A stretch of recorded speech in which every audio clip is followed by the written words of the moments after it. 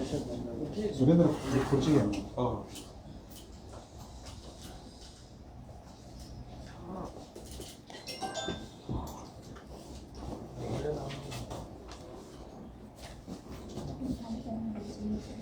आणि कुठली कसं नाही सुरुवात करायची तेव्हा सांग. सुरू करायचं हे डोर बंद करून घे. कसं वाटतं?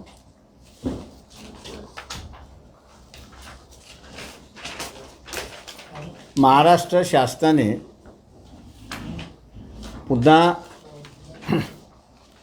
ओबीसीना फसवण्याचं असणारं कारस्थान त्या ठिकाणी सुरुवात केलेलं आहे. मी मुद्दामून हा असणारा शब्द कारस्थान असा वापरतो आहे. जुनं मागासवर्गीय आयोग संपून नवीन मागासवर्गीय आयोग त्यांनी असणारं स्थापन केलेलं आहे आणि ह्या नव्या आयोगाला कोर्टाने जो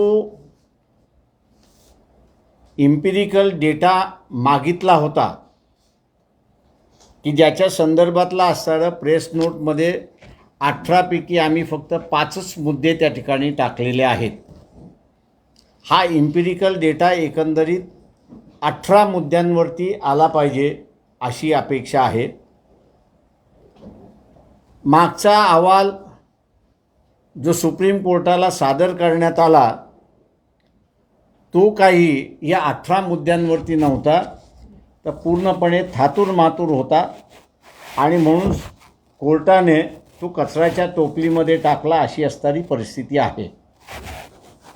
नव्या आयोगाचं जे नोटिफिकेशन निघालेलं आहे त्या नव्या आयोगाच्या नोटिफिकेशनमध्ये राजकीय पक्ष, समाज न्याय संघटना ज्या आहेत, ओबीसींसाठी काम करतात अशा संघटना ज्या आहेत, ओबीसींमधले जे राजकीय नेते आहेत त्यांनी असणारा आयोगाला माहिती देण्यात यावी आणि आयोगाची माहिती जमा झालेली माहिती ही पुन्हा सुप्रीम कोर्टाला त्या ठिकाणी सादर केल्या जाईल. मुळात जो अहवाल 18 मुद्द्यांवरती पाहिजे होता त्याच्यामधला नवा मुद्दा जो आहे तो म्हणजे ग्रामपंचायतीमध्ये ओबीसींच्या जागा किती, त्या भरल्या की न भरल्या, त्याच्यापैकी ओबीसीमधल्या creamy layer, non creamy layer असं सुप्रीम कोर्टाने जे कॅटेगरायझेशन केलेलं आहे, निवडून गेलेले किती क्रीमी लेअरच्या कॅटेगरीमध्ये आहेत आणि किती नॉन क्रीमी लेअरच्या कॅटेगरीमध्ये आहेत, किंवा बिहारसारख्या राज्यामध्ये उघडपणे सुप्रीम कोर्टाच्या या क्लासिफिकेशनपेक्षा वेगळे क्लासिफिकेशन त्या ठिकाणी करण्यात आलेलं आहे. पिछडा आणि अतिपिछडा, बिहारची ही कॅटेगरायझेशन जी आहे पिछडा आणि अतिपिछडा ही लोकसंख्येच्या आधारावरती आहे. एखादा समाज हा 10 लाखाच्या आतमध्ये असेल तर तो अतिपिछडा कॅटेगरीमध्ये येतो आणि तो त्याच्यावरती असेल तर तो मग असणारा पिछडा कॅटेगरीमध्ये त्या ठिकाणी येतो. असं जे काही क्लासिफिकेशन आहे की ज्याला सुप्रीम कोर्टाने अजून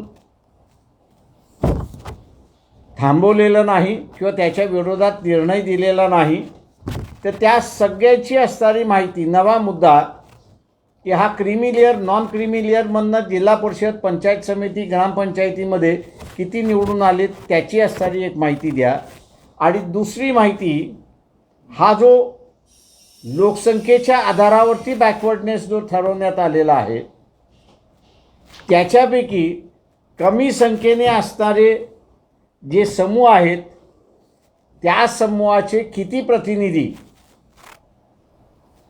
हे ग्रामपंचायत, जिल्हा परिषद, पंचायत समिती, नगरपालिका, महानगरपालिका आणि नगररचना याच्यामध्ये किती आहेत ती असणारी ॲडिशनल माहिती असणारं सुप्रीम कोर्टाने मागितलेली आहे. जे नोटिफिकेशन नव्या आयोगाचं आलेलं आहे त्या नव्या आयोगाच्या नोटिफिकेशनमध्ये याच्यापैकी एकही मुद्दा तिथे घेण्यात आलेला नाही. तर पुन्हा जसा फसवा आयोग आणि फसव्या आयोगाचा रिपोर्ट हा सुप्रीम कोर्टाला सादर करण्यात आला, त्याच पद्धतीने नव्या आयोगामार्फत तोच रिपोर्ट जसाच्या तसा शासन सबमिट करेल आणि मग कोर्टच त्या ठिकाणी निर्णय देत नाही, ओबीसींच्या बाजूने नाही, ओबीसींच्या आरक्षणाच्या विरोधात आहे, अशा रीतीने चार पायाचं राजकीय पक्ष की ज्याच्यामध्ये BJP सुद्धा आहे यांचा प्रचार त्या ठिकाणी असणारं चालू होईल अशी असणारी परिस्थिती आहे. शासनाच्या या भूमिकेचा आम्ही असणारा निषेध करतो आणि सुप्रीम कोर्टाने जी माहिती मागितलेली आहे ती माहिती 18 मुद्दे मंडल कमिशनच्या आधारावरती निघालेले आहेत ते, आणि आता असणारा हा जो नवा मुद्दा रिप्रेझेंटेशनच्या संदर्भात लोकल बॉडीजमध्ये जो सुप्रीम कोर्टाने मागितलेला आहे तो जोपर्यंत सादर केला जात नाही तोपर्यंत सुप्रीम कोर्ट त्यांनी लावलेला स्टे, त्यांनी लावलेली स्थगिती हटवतील असं मला अजिबात वाटत नाही आहे. आज मला वाटतं पुन्हा असणारा सुप्रीम कोर्टामध्ये ती मॅटर आहे. ओबीसीच्या बाजूने निर्णय लागावा अशी आम्ही फक्त त्या ठिकाणी अपेक्षा बाळगतो. पुन्हा सोमवारी गेली का? त्याच्यामुळे ही परिस्थिती आहे. त्याच्यामुळे इथलं राजकारण जे आहे ओबीसीनं फसवण्याचं असणारं राजकारण आहे. जसं मराठा मराठा गरीब मराठ्याला असणारं श्रीमंत मराठ्याने फसवलं आहे, तशा रीतीने असणारा हा श्रीमंत मराठा आता असणारा ओबीसीला फसवायला निघालेला आहे अशी असणारी परिस्थिती आहे. ओबीसी म्हणायचं का? नाही, श्रीमंत नाही. आता त्या कोर्टाने ओबीसी हा एक वर्ग म्हणून धरलेला आहे. फक्त कोर्ट अशी माहिती मागते त्याच्यामध्ये की ह्या ओबीसींमध्ये तुम्ही ज्यांना दिलेला आहे, कारण का मंडल कमिशनची असणारी एक लिस्ट आहे ती कोर्टाने मंजूर केली होती इंदिरा सायनीच्या केसमध्ये देशभराची. त्याच्यानंतर एमेंडमेंट त्या लिस्टमध्ये करण्यात आलेले आहेत. तेव्हा तुम्ही ज्यांचं एमेंडमेंट करून समावेश केलेला आहे तो समावेश योग्य आहे की अयोग्य आहे या संदर्भातला असणारा माहिती सुप्रीम कोर्ट त्या ठिकाणी मागते. आणि ती माहिती माझ्या अंदाजानं राज्य शासनाला द्यायला अजिबात वेळ लागणार नाही. राज्य शासनाने स्टेट इलेक्शन कमिशन आणि स्टेट इलेक्शन कमिशनने जिल्ह्यातले निवडणूक अधिकारी जे आहेत त्या निवडणूक अधिकाऱ्यांकडून डेटा मागितला तर मी असारा म्हणतो की आठवड्याभरात तो डेटा येतो. कारण का गावमध्ये ग्रामपंचायतीच्या निवडणुका येतात, त्या निवडणुका आल्यानंतर तिथेच फॉर्म भरला जातो, रिझल्टही तिथेच भरला जातो आणि कॅटेगरीचा असणारं जे आहे उमेदवार कुठल्या कॅटेगरीचा आहे याचं त्या ठिकाणी भरलं जातं. त्यांना जे सर्टिफिकेट आणून द्यावं लागतं कास्ट व्हॅलिडिटी सर्टिफिकेट, ती कास्ट व्हॅलिडिटी सर्टिफिकेट त्या ठिकाणी भरल्या जाते आणि त्याच्यावरनं त्या कास्ट व्हॅलिडिटी सर्टिफिकेटवरनं हा कॅन्डिडेट कुठल्या समाजाचा आहे तो आहे आणि तोही डेटा त्या ठिकाणी भरला जातो. फक्त कन्सॉलिडेट करून तो सुप्रीम कोर्टाला देणं हे महत्त्वाचं आहे आणि तेच हे सरकार त्या ठिकाणी टाळते अशी परिस्थिती आहे. सर या सगळ्या मुद्द्यावरती काय होणं अपेक्षित आहे, आपल्याला काय होणं अपेक्षित आहे?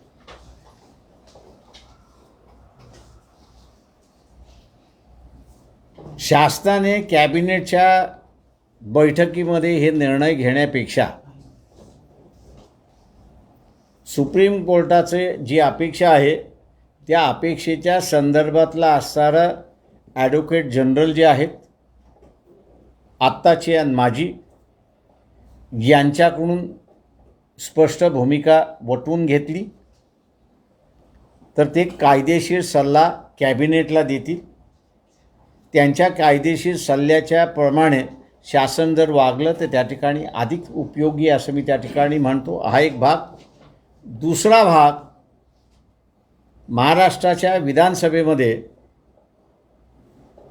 एक कायदा मंजूर केला पाहिजे की सेन्सस ऑफिसला ज्यावेळेस महाराष्ट्र शासन सांगेल की आम्हाला असणारा अमुक सेन्सस करून पाहिजे, त्यावेळेस ते सेन्सस कमिशननी करून दिलं पाहिजे.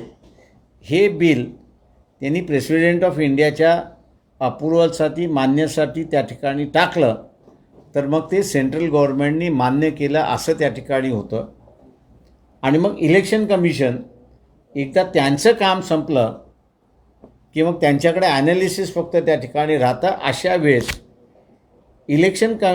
सेन्सस कमिशनला जर महाराष्ट्र सरकारने सांगितलं की तुम्ही आम्हाला एक असं बजेट द्या, हा पूर्ण डेटा आम्हाला असणारा सुप्रीम कोर्टाला द्यायचा आहे, मी असणारा मानतो की स्टाफही आम्ही तुम्हाला देतो, लागणारा निधी आम्ही आपल्याला देतो, 2 महिन्यामध्ये सेन्ससचं ऑफिस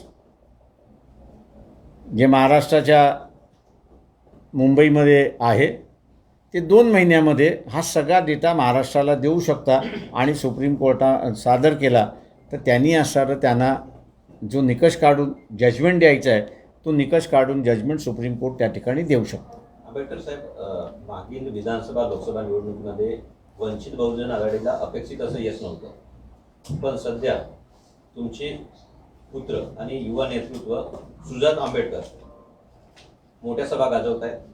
वेळ पडल्यास मी राजकारणात पण येईन आणि वेळ पडल्याचा शब्द महत्त्वाचा आहे ना, आणि प्रचार आणि प्रसार पण करेल असं त्यांचं महाराष्ट्राला दिलेल्या मुलाखतीत म्हणणं होतं. यावर आपली भूमिका काय? अजून त्याचं शिक्षण पूर्ण झालेलं नाही, त्याच्यामुळे महिन्याभरामध्ये तो असं आपल्या युनिव्हर्सिटीमध्ये परत जाईल. तर मोठ्या सभा गाजवत आहेत ते. सभा गाजवणं हा वेगळा भाग आहे, सुट्टी आहे त्याच्यामुळे काही करू शकतात, तो एक छंद म्हणा.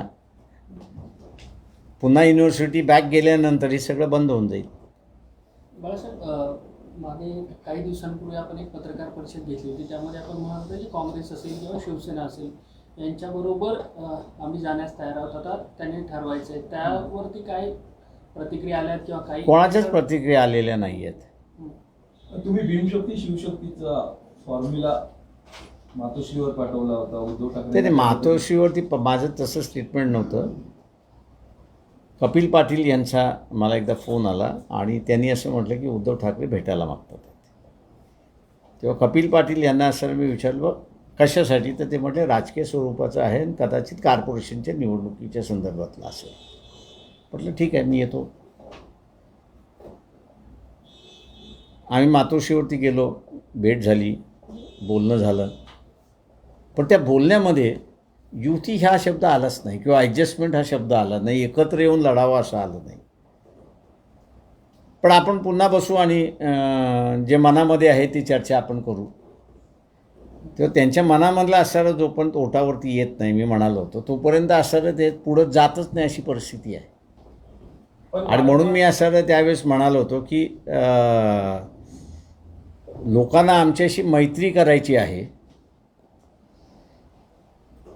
पण इलेक्शनच्या ह्याच्यामध्ये तात्पुरती तर लग्न करावं लागतं अशी परिस्थिती आहे. त्याच्यामुळे आम्हाला गर्लफ्रेंड म्हणून वापरण्याची असणारी अनेक जणांची इच्छा आहे, ती आम्ही होऊ देत नाही, एवढंच फक्त प्रश्न आहे. शिवसेनेकडे काही पुन्हा नव्याने प्रयत्न होणार आहे, प्रस्ताव दिला ते आम्ही असं बोलून बसलो ना. आता आम्ही आमची भूमिका स्पष्ट केली आहे, त्यांनी त्यांची भूमिका स्पष्ट केली पाहिजे. पण खास करून याच शिवसेना मुद्द्यावर की काँग्रेस याच मुद्द्यावर वारंवार वंचितला भाजपची बी टीम म्हणून हिणवलं जातं आणि ज्या ज्या ठिकाणी म्हणजे ज्यावेळेस जवळीक करायची वेळ येते त्यावेळेस स्वीकारलं जात नाही किंवा युती हा शब्द वापरला जात नाही. मी काय म्हणालो की आम्ही गर्लफ्रेंड म्हणून पाहिजे आहोत, त्याच्या पुढचं कोणीच तयार नाही ना. गेल्या काही वर्षात काँग्रेस बरोबर साधारण दर निवडणुकीच्या वेळी तुम्ही ज्या हरलेल्या जागा आहेत त्या मागायचं काँग्रेस बरोबर काही फार युतीच्या दृष्टीने पुढे गेले नाही. आता शिवसेनेबरोबर तुम्ही एक नव्याने चर्चा करून पाहताय, तर याकडे म्हणजे कसं आपण पुढे म्हणजे ही प्रोसेस कशी पुढे जावी किंवा काय त्या आता त्या प्रत्येक पक्षाने ठरवायचं आहे की त्यांना असं आमच्याबरोबर ॲडजस्टमेंट पॉलिटिकल ॲडजस्टमेंट करायचं आहे की न करायचं हा पहिल्यांदा त्यांच्या पक्षाचा आहे. जसा आमचा निर्णय झाला की शिवसेनेबरोबर ॲडजस्टमेंट करायचं असेल तर पक्षाचा निर्णय झाला की येस आता करायला हरकत नाही.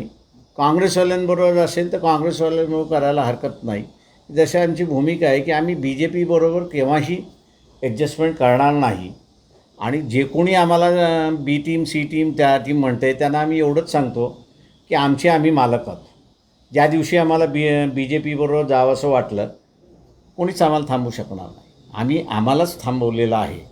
त्याच्यामुळे आमचं मालक होण्यापेक्षा मित्र झालेला अधिक चांगला आहे, एवढाच माझा त्यांना सल्ला राहणार आहे. सर एकच म्हणायचं आपण की जी सध्या परिस्थिती सुरू आहे, राज ठाकरेंनी म्हटलेलं आहे की भोंग्यांसंदर्भामध्ये औरंगाबादला सभा घेणार आहे आणि पक्षाने त्याला विरोध सुद्धा केलेला आहे. कुठेतरी पोलिसांचं इनपुट्स आहे की एक राज्यामध्ये मोठा घटस्फोट होण्याची शक्यता आहे. या सगळ्या परिस्थितीत विरोध केलाय औरंगाबादमध्ये राज ठाकरेंची सभा होऊ नये म्हणून, त्या पद्धतीचं प्रवक्त्यांनी सांगितलं, पण पत्र पण लिहिलं आहे.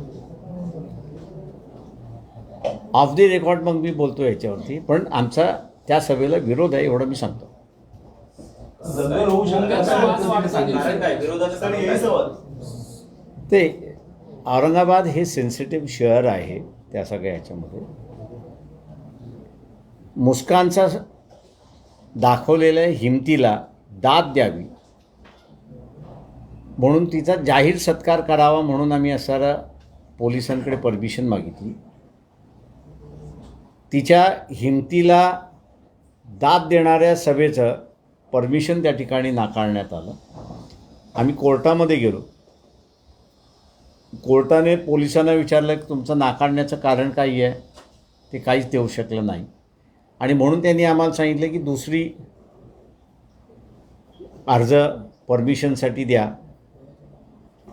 मुस्कान आता असणारा परीक्षेमध्ये बिझी आहे आणि त्याच्यामुळे तिच्या परीक्षा संपल्यानंतर आम्ही असा अर्ज करणार आहोत. ज्या मुस्कान म्हणजे बँगलोरची विद्यार्थिनी जी आहे ती, या पार्श्वभूमीवरती तुम्ही एका सभेला परमिशन नाकारताय, मुस्कानच्या सभेसाठी तुम्ही नाकारताय, आणि दुसऱ्या बाजूस तुम्ही असणाऱ्या राज ठाकरेंच्या असणाऱ्या सभेला परमिशन देत आहे. तेव्हा माथेफिरूपणा हा कुठल्याही समाजामध्ये केव्हाही होऊ शकतो आणि महिन्याभराचा काळसुद्धा ओलांडलेला नाही. आणि म्हणून आम्ही असं म्हटलं की त्या शहरातली शांतता बिघडू नये म्हणून असणारं राज ठाकरेंच्या सभेला परवानगी देऊ नये. सर यही सवाल हिंदी में भोंग्याच्या भूमिकेवर वंचितची काय भूमिका आहे? बाळ ठाकरेंनी 40 वर्षापूर्वीसुद्धा भोंग्यांच्या विरोधात भूमिका घेतली. सुप्रीम कोर्टाने आता असणारा निर्णय त्या ठिकाणी भोंग्यांच्या संदर्भात दिलेला आहे की तुम्ही लावू शकता, पण देशभराचं नॉईज पोल्युशन बघू त्यांनी असणारे 1 डेसिमलच्या वरती तुम्हाला लावता येत नाही. तुम्ही ह्या सुप्रीम कोर्टच्या डिसिजनच्या विरोधात जाऊ शकता का? तर नाही.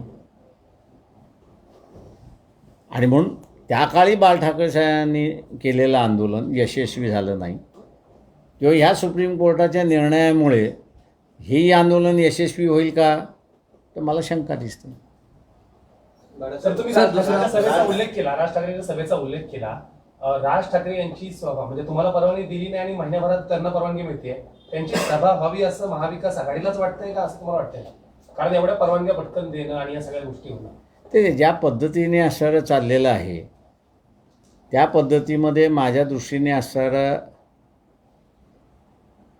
सरकारच कुठेतरी वीकनेस दाखवते अशी असणारी परिस्थिती आहे. सर जे राज्यामधील 18 मंत्र्यांकडनं जो आहे ना पूर्ण नाही झाले. शासन हे असणारं वीकनेस त्या ठिकाणी असणारं दाखवते आणि शासनाला हा वीकनेस दाखवण्याची काहीही गरज नाही असं आम्ही त्या ठिकाणी मानतोय.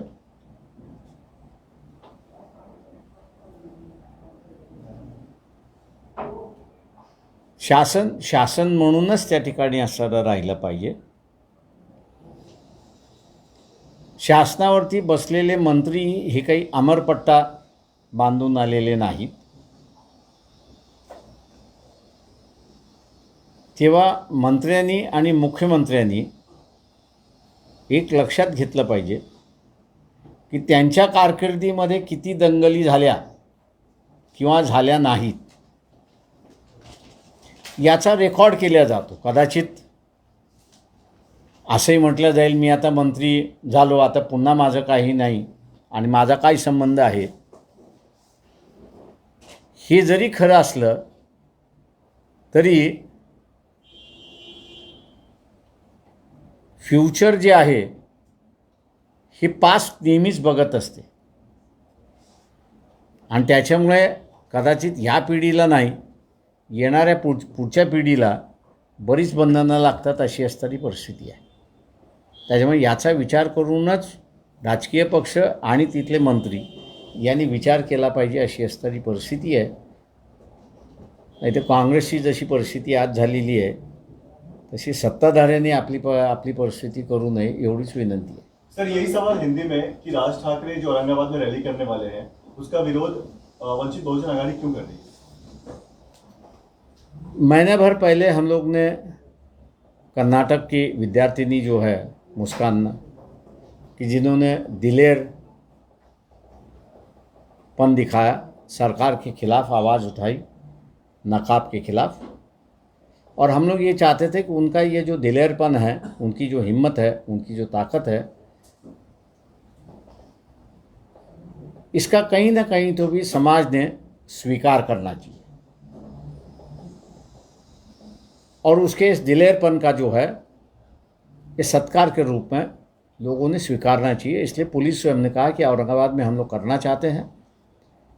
पुलिस ने इसको मना कर दिया. कोर्ट में हम लोग गए तो कोर्ट ने पूछा कि भैया इस दिलेरपन की अगर कोई प्रोग्राम कर रहा है तो आप इसको रोक क्यों रहे हैं. पुलिस के पास कोई जवाब नहीं था. तारीख निकल गई, इसलिए कोर्ट ने हमसे कहा कि दोबारा अर्जी कर दीजिए. लेकिन मुस्कान की एग्जामिनेशन की वजह से उस कार्यक्रम को हमने पोस्टपोन किया है. मैं ये समझता हूँ कि औरंगाबाद शहर इस इशू पर एक सेंसिटिव शहर बन चुका है और सिर्फ हनुमान चालीसा का सवाल होता तो शायद मेरे ख्याल से कोई किसी को विरोध नहीं करता. लेकिन हनुमान चालीसा पठन के माध्यम से मस्जिदों को टारगेट करना, मुसलमानों को टारगेट करना, ये उसमें साजिश है. और इसलिए ये हो सकता है कि कोई भी ये कहे कि हम अपनी बच्ची का सत्कार कर रहे थे तब आपने नहीं दिया. राज ठाकरे आज हमारे पर ही हमला करने को निकला हुआ है तो हम इसको क्यों बर्दाश्त करें. और इसलिए हम लोग ने भूमिका ली है कि औरंगाबाद शहर ये सेंसिटिव शहर है, इस सेंसिटिविटी को बढ़ाना नहीं चाहिए और इसलिए राज ठाकरे से कहना चाहिए कि औरंगाबाद की जगह और कहीं भी वो मीटिंग ले ले. और इसलिए हम लोग ने वहाँ की मीटिंग को उसकी विरोध किया है. सर सुप्रीम कोर्ट का जो तय डेसिबल है, आपको लगता है कि सारे मस्जिद जो हैं उसे फॉलो करना चाहिए? जो सुप्रीम कोर्ट ने कहा है कि आवाज़ इतना ही होना चाहिए उसको. देखिए, फॉलो करना नहीं करना मस्जिदों का सवाल है. फॉलो नहीं करते तो पुलिस है. कानून हम लोग अपने हाथ में नहीं ले सकते. सवाल जैसा ये है कि आज हम लोग यहाँ से छेड़छाड़ी करेंगे, दूसरा ये कि शादियों में जो बचता है उसका डेसिमल तो कहीं हाई होता है. तो मैं ये मान के चलता हूँ कि कोई किसी के खिलाफ जाना नहीं चाह रहा है. मतलब ये मान के चल रहे हैं कि भैया नॉइज़ पोल्यूशन है, नॉइज़ पोल्यूशन बढ़ता भी है उसमें, लेकिन बर्दाश्त करने की लोगों की एक सीमा है, लोग उसको बर्दाश्त कर रहे हैं, लेकिन उस पर कई लोग अभी राजनीति करना चाहते हैं। मैंने जैसे पहले भी कहा कि 40 साल पहले बाला साहब ठाकरे ने भी इस इशू को उठाया था, लेकिन जहाँ कोर्ट ने ही कहा कि भैया आप लाउडस्पीकर बजा सकते हो, तो मेरे ख्याल से ये इशू अभी क्लोज हो चुका है, इस पर कोई बहस नहीं हो सकती, ऐसा मैं मानता हूँ। बाळासाहेब, गेल्या काही दिवसापासून ज्या पद्धतीने धार्मिक तेढीचे प्रकार राज्यामध्ये सुरू आहेत, भोंग्यांचा वाद आहे, हनुमान चालिसेचा वाद आहे, या सगळ्यामध्ये कुठेतरी आवर घालण्यात किंवा कायदा सुव्यवस्थेची परिस्थिती ठेवण्यामध्ये गृह खातं अपयशी ठरते असं वाटतंय? ते मला वाटतं मी गृह खात्याला अजिबात मी जर दंगल करायचं ठरवलेलंच असेल, म्हणजे मी जसं त्यावेळेसच्या फिदाईन संदर्भात म्हणत होतो, त्या फिदाईनने ठरवलेलं आहे की मी आता मारणारच आहे.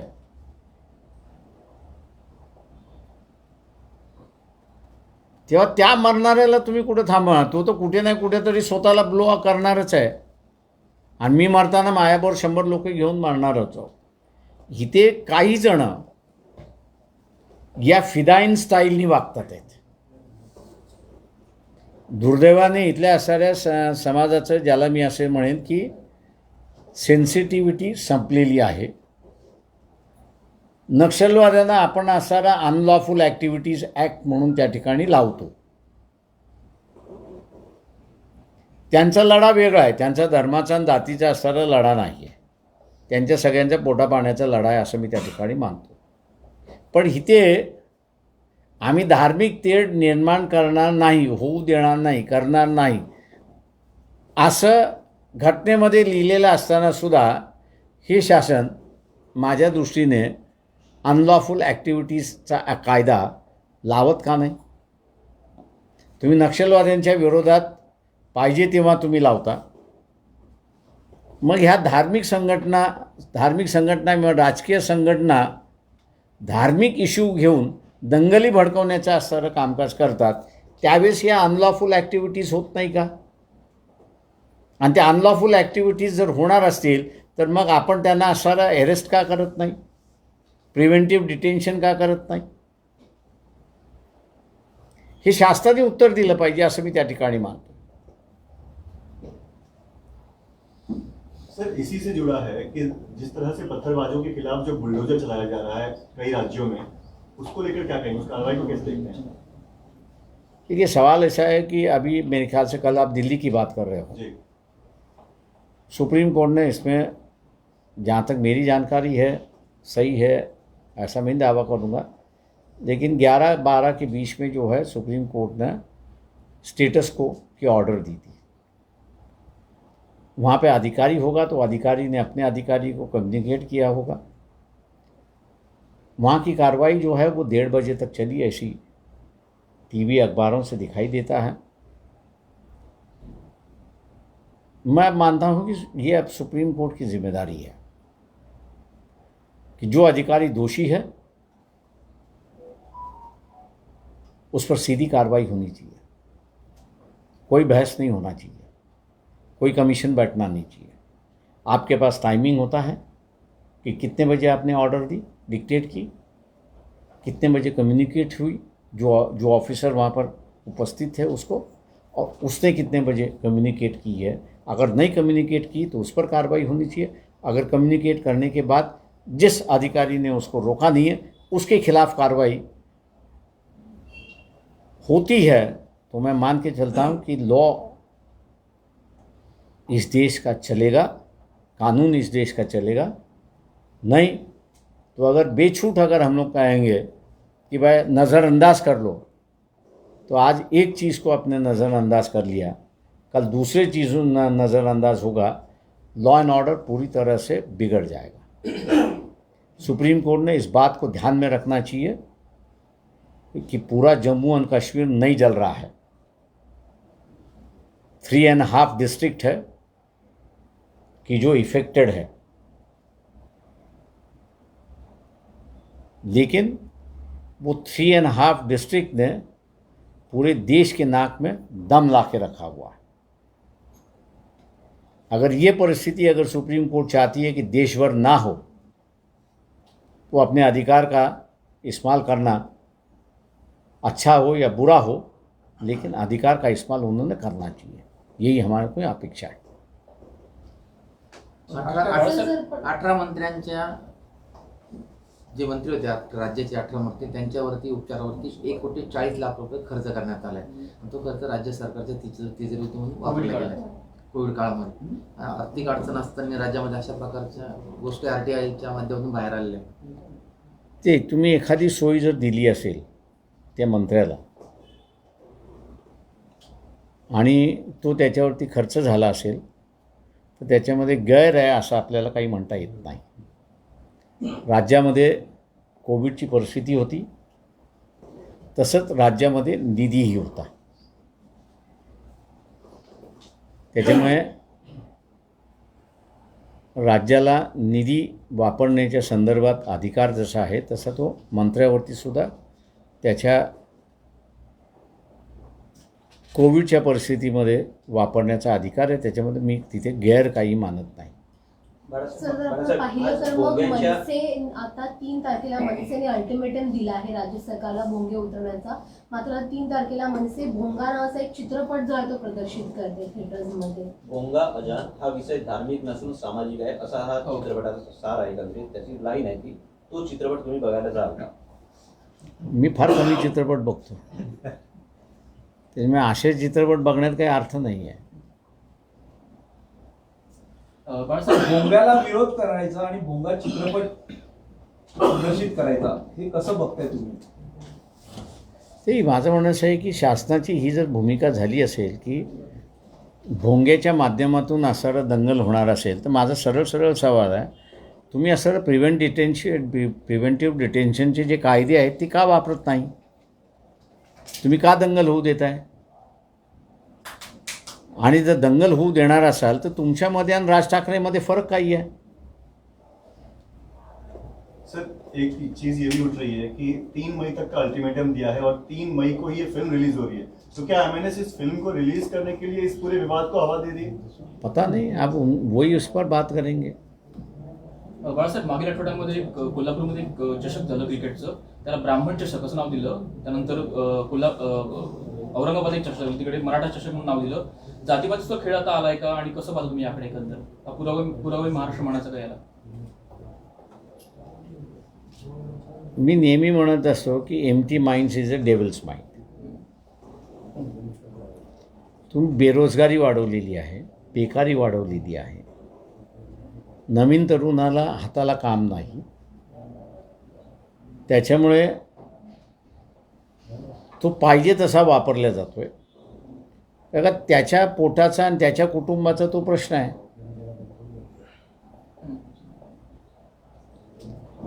आणि त्याच्यामुळे त्याच्या ह्या फायनान्शियल ह्याच्यामध्ये जर आपण बघितलं, म्हणजे बाबासाहेबच एका ठिकाणी म्हणाले होते की एका बाजूला गुलामी आहे आणि दुसऱ्या बाजूला नोकरी आहे. व नोकरी देतो पण तुला गुलाम व्हावं लागेल. बाबासाहेब म्हटले तू कधी स्वातंत्र्य स्वीकारणार नाही. तो नोकरी स्वीकारेल आणि त्याच्याबरोबर गुलामी स्वीकारेल. याचं कारण की त्याला व्यवस्थाच त्या पद्धतीने असणारं करते. आणि म्हणून इथे असणारं बेरोजगारी वाढवणं आणि यातून हा बेरोजगार धार्मिक कार्यक्रमाला वापरणं हा आता फंडा झाला इथला. प्रकाश जी, आपने कहा कि मुस्कान की सभा के लिए आपने कोशिश की थी, सभा नहीं हुई. क्या यही एक रीजन है कि राज ठाकरे की सभा? नहीं, हम उसके लिए नहीं कह रहे. हम कह रहे हैं कि भैया उसकी हम वंचित की सभा नहीं हुई इसलिए हम लोग विरोध कर रहे हैं, उसका नहीं है. हर समाज के अंदर कुछ सिरफिरे होते हैं. अब तुम राज ठाकरे की सभा अगर करोगे, इस सिरफिरों ने कुछ पत्थरबाजी की तो दंगे की संभावना है. इसलिए हम कह रहे हैं कि बस जहाँ जहाँ दंगे की संभावना है वहाँ पर आपको शांति प्रदान करना ज़रूरी है. और उस शांति के लिए अगर राज ठाकरे की सभा नहीं होती है तो मैं समझता हूँ कि उचित होगा.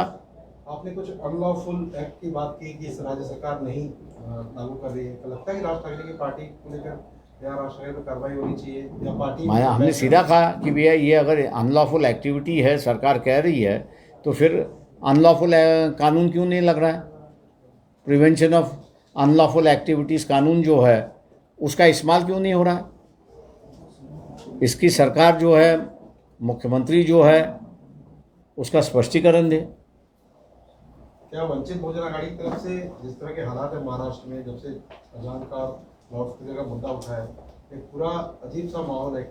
जिस तरह से 4 राज्यों में, उत्तराखंड, कर्नाटक वगैरह में दिल्ली में घटनाएं हुई, महाराष्ट्र में भी, अमरावती में भी कुछ घटनाएं हुई, अचलपुर में। ऐसा लगता है कि राज ठाकरे की पार्टी पर बैन करने की डिमांड वंचित बहुजन आघाड़ी कर सकती है? नहीं, हम लोग बैन किसी को करके हम मांग नहीं करते कभी भी।